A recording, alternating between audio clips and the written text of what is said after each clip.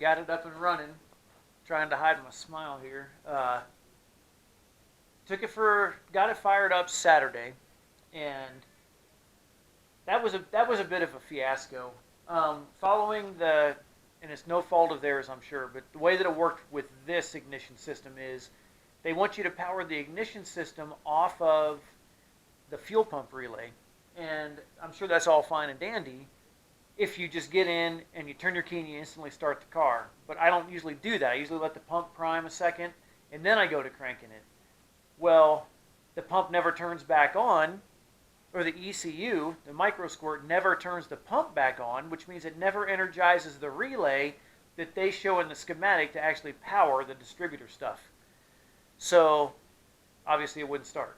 So I'm like, I looked at the schematic again and I went, well, wait a minute. I'm never going to have power to my coil if I'm powering it off of the same relay that the fuel pump is off of. So I just went ahead and made a little jumper with a fuse in it in case I had some stuff go haywire. And then alligator clipped it to a positive source, cranked the car, and it fired. So Saturday was mostly spent doing, getting it running. And by that point, I had already started to mess around with twisting the distributor, and it's a locked out distributor. So then I had to go and pop the cap and lock it back down as it should be, verify that I was still 25 degrees. At 25 degrees before top dead center, I was still lined up with a tower on the distributor cap, which I have one that has a hole in it, so I could check it. And so everything was fine. Then I got it to fire up and, ran like crap, basically, for a while. And I just started messing with the tune. And it's like they say, get it to start and get it to idle and start there. And they're so right. And that's exactly what I did. I got it to start. I got it to idle. The way these throttle bodies are on the 4.0, at least this particular throttle body on the, late 90s throttle body, it's got a little baby Allen head underneath. So I had to take an Allen wrench, cut it off, and then fish it up in there and twist it till it would idle. And up to that point, I was just using a zip tie. It fit in there perfectly and would idle at about 800 RPM. But finally got that kind of set and worked on the tune for the idle.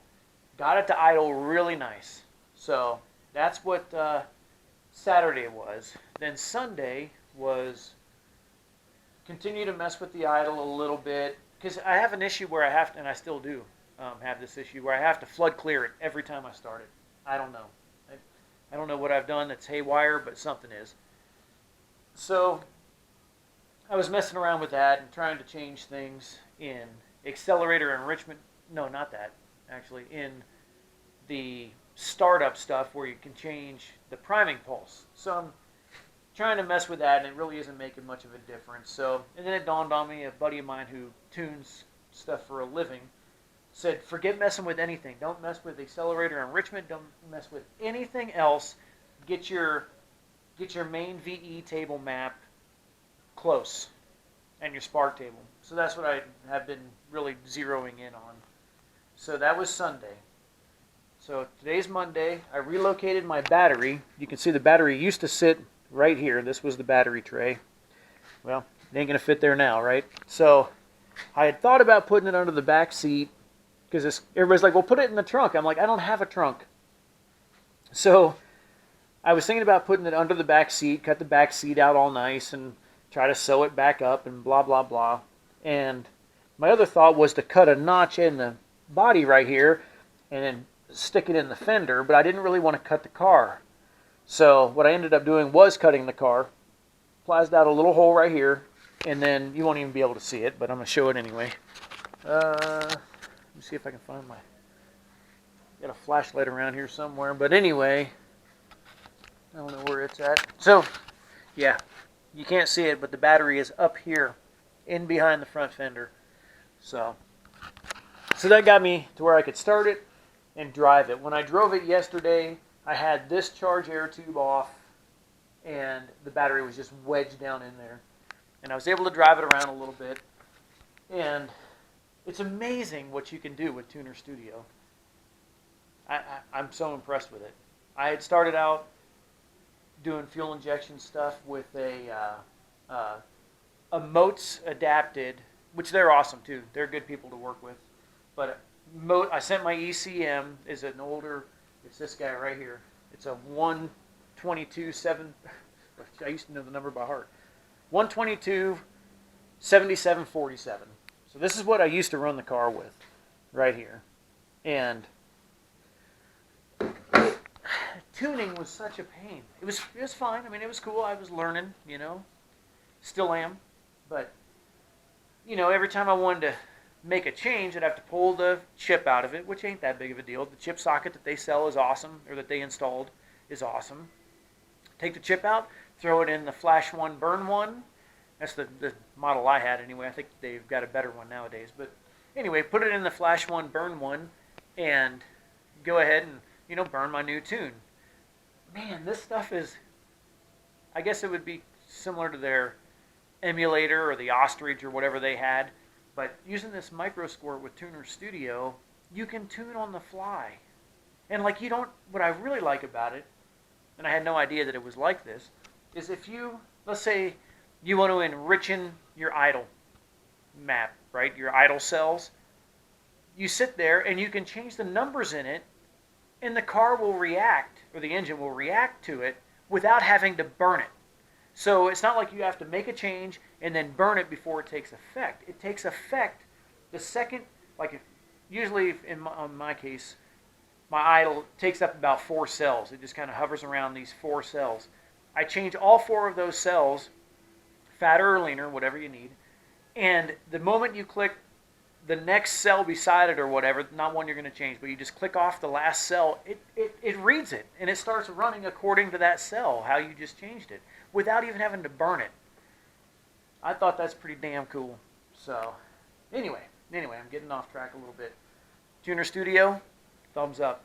It's for an old tuner boy like me who's never had that kind of, capability. I love it. So, anyway, today, I've been running the car, and at 2 psi, I have my spark cut at 115 kPa, which I think is right around 2 psi, and it rips.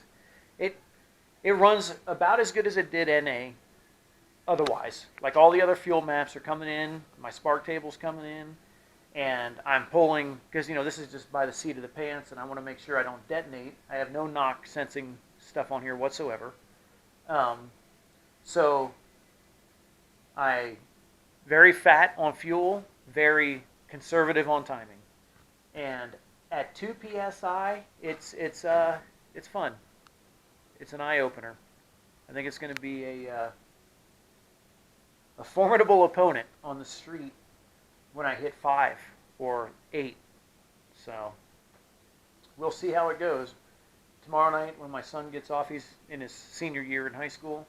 He's going to come home. He's going to get in the car and ride with a laptop, and we're going to laptop data log and play with it, and maybe try to bring it up to 3 or 4 pounds. But like I say, extremely conservative tune because I really don't want to harm it. It runs so good, always has. So anyway, Microsquirt, yes. Tuner Studio, big yes. Yeah, for both of them. I mean, they're both just kicking ass. I'm enjoying it. I mean, the boost cut, where it killed the spark at 115 kPa, it scared me the first time when I hit it, and the car just boom. It started cutting out. I'm like, oh shit, I harmed it. No, that was just what it was supposed to do. It was awesome. So, yeah, we'll see where we go from here. All right, catch you later.